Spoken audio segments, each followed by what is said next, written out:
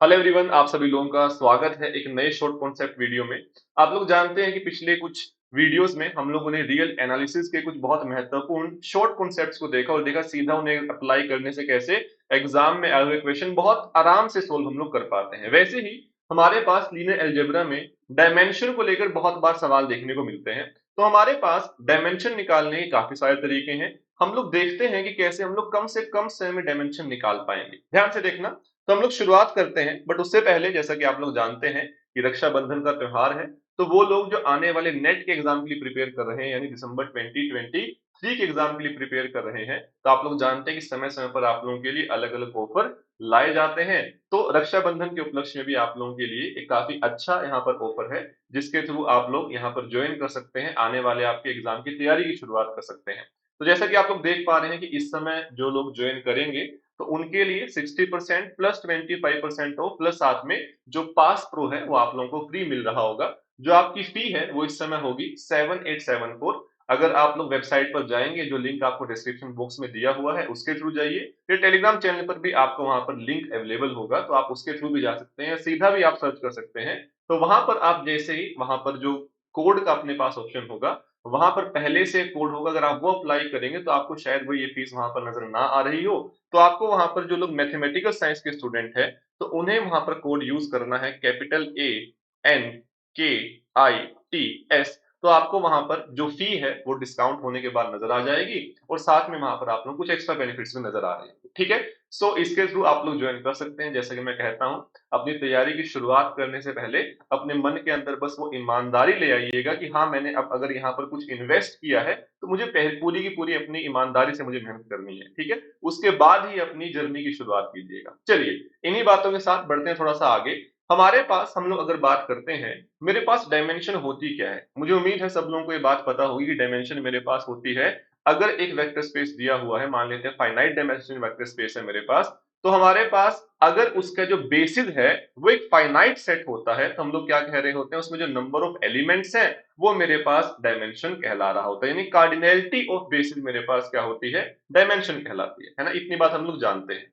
जैसे कि मेरे पास कोई Rn/R अगर कोई वेक्टर स्पेस है, डायमेंशन क्या होती है, n डायमेंशन हो रही होती है।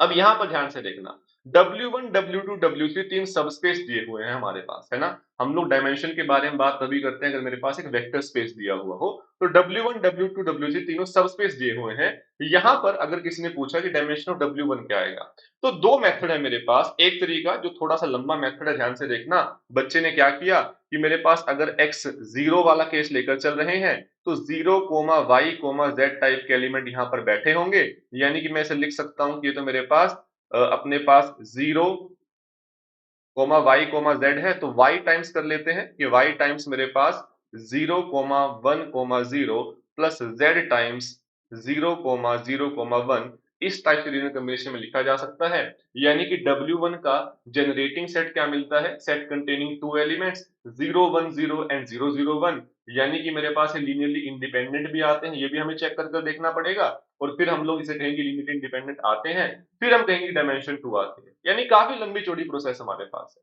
एक तरीका जो कि आपको बहुत मदद कर देगा सवालों को सोल्व करने में, ध्यान से सुनना।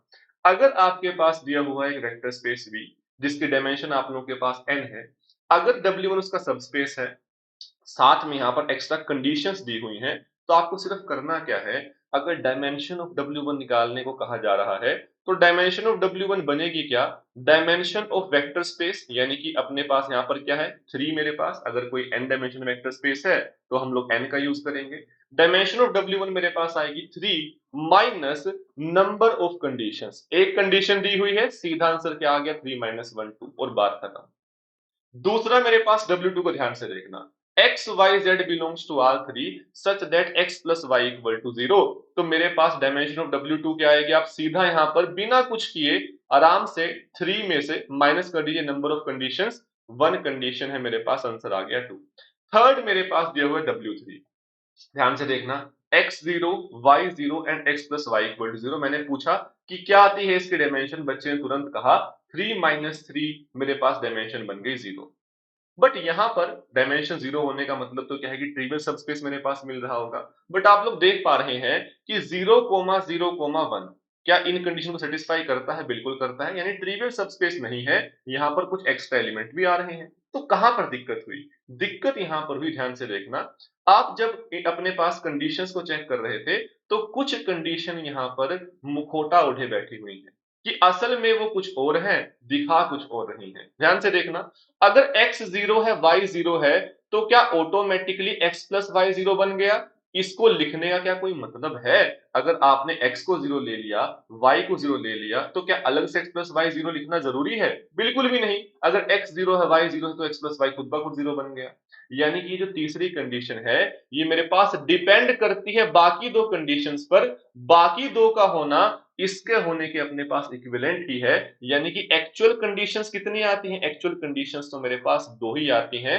यानी कि अगर आपको डायमेंशन निकालनी है यहाँ पर W3 की, तो आप क्या कहते हैं? Dimension of W3 is equal to dimension of V, यानी कि 3 माइनस में मेरे पास number of independent conditions. Independent condition का मतलब क्या है?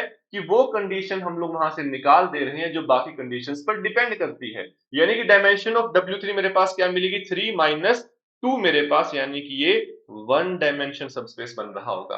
अब यहाँ पर एक बच्चा कहता है कि x0 y0 आपने ये दो कंडीशन ली, अगर मैं x0 and x plus Y 0 लेता हूं तो क्या तब भी काम चल जाएगा? बिल्कुल। अगर x0 है, x प्लस वाई 0 है, तो ऑटोमेटिकली ये कंडीशन अपने पास यहाँ पर आ गई। x को 0 पुट करोगे y 0 हो जाएगा। यानी कि आपको इन तीन में से कोई दो कंडीशन लेनी है बस, है ना? तीसरी ऑटोमेटिकली उन दो के होने की वजह से अपने पास सेटिस्फाई हो जाएगी। तो नंबर ऑफ इंडिपेंडेंट कंडीशंस मुझे ये याद रखना है, ठीक है? इसे हम लोग कैसे अप्लाई कर सकते हैं? एक और एग्जांपल लेकर देख लेते हैं। V मेरे पास दिया हुआ है set of all 3 cross 3 real matrices. मैं जानता हूं कि मेरे पास इसकी डायमेंशन क्या होती है। मेरे पास अगर n cross n real matrices हैं ओवर R, अगर वेक्टर स्पेस के बारे में बात करें, डायमेंशन होती है n स्क्वायर, यानी कि डायमेंशन ऑफ V मेरे पास क्या बनेगा? डायमेंशन ऑफ V मेरे पास यहाँ पर आ रहा होगा 9। अब यहाँ पर W1 दिया हुआ है, वो सारी रियल मैट्रिसेस थ्री ऑर्डर की, यहाँ पर ट्रेस 0 आता है, तो यहाँ पर क्या शॉर्टकट अप्लाई करें?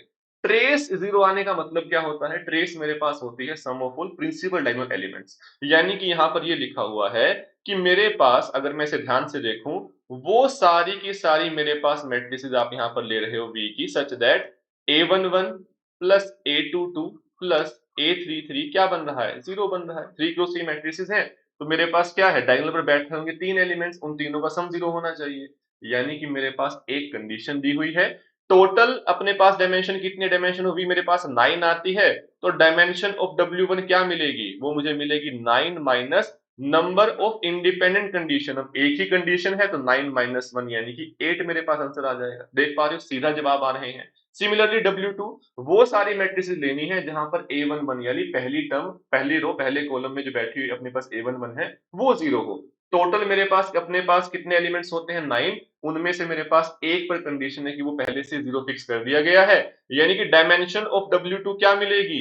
डायमेंशन ऑफ W2 बन रही होगी मेरे पास 9 माइनस 1 अगेन 8। आसान चीज हो रही है। तो यहाँ पर देख पा रहे हैं कि इस तरह के सवालों में हम लोग आसानी से बहुत जल्दी आंसर बता पा रहे होंगे। एक क्वेश्चन आप लोगों के लिए प्रैक्टिस क्वेश्चन है, इसका जवाब आप लोग कमेंट्स में दीजिएगा, समझ में आ जाए कि आप लोगों को कोई कॉन्सेप्ट समझ में आया है, पकड़ में आया है नहीं। ध्यान से देखना, क्वेश्चन आप लोगों के सामने है। V आपको दिया गया है R4 ओवर R, यानी कि आपके पास 4 डायमेंशन का वेक्टर स्पेस। इसका एक सबस्पेस बनाया गया है, x y z w belongs to R4, यानी कि वो सारे अपने पास 4 टपल आते हैं जिसके लिए 3 कंडीशन सच होती हो। ये सबस्पेस बनता है, उसकी कोई चिंता नहीं करनी है। तो डायमेंशन आपको बतानी है कि डायमेंशन यहाँ पर क्या बन रही होगी। जो बातें सीखी हैं हर बात का यहाँ पर आपको यूज करना है। मुझे उम्मीद है आपको सारी बातें क्लियर हो गई होंगी। बाकी बातचीत हम लोग अपने आने वाली शॉर्ट वीडियोस में कर रहे होंगे। अगर आपको इस तरह की शॉर्ट वीडियोस पसंद आती हैं, यानी कि आपको मजा आता है कि ठीक है ये कॉन्सेप्ट सीखने को मिल गया, रिवाइज हो गया इस बहाने, तो आप लोग इस वीडियो को साथ में लाइक भी कर दीजिएगा, अपने दोस्तों के साथ शेयर भी कर दीजिएगा, ताकि आप लोगों के जो दोस्त हों, जो तैयारी कर रहे हों, तो उनको भी कुछ ना कुछ नई चीजें सीखने को मिले। हमेशा ज्ञान बांटने से बढ़ता है, आप लोग ये चीज अच्छे से जानते हैं। चलिए मिलते हैं अपने नेक्स्ट सेशन में। अभी के लिए इतना ही रखते हैं। Thank you very much. आपको किसी भी तरीके की कोई भी डाउट हो, कोई भी दिक्कत हो, तो आप इस वीडियो के जस्ट कमेंट कर दीजिएगा। टीम आपको रिप्लाई कर रही होगी, नहीं तो हम लोग अपने अगले सेशन में उन सारे सवालों के जवाब साथ में डिस्कस कर लेंगे। चलिए मिलते हैं नेक्स्ट सेशन में। Thank you very much.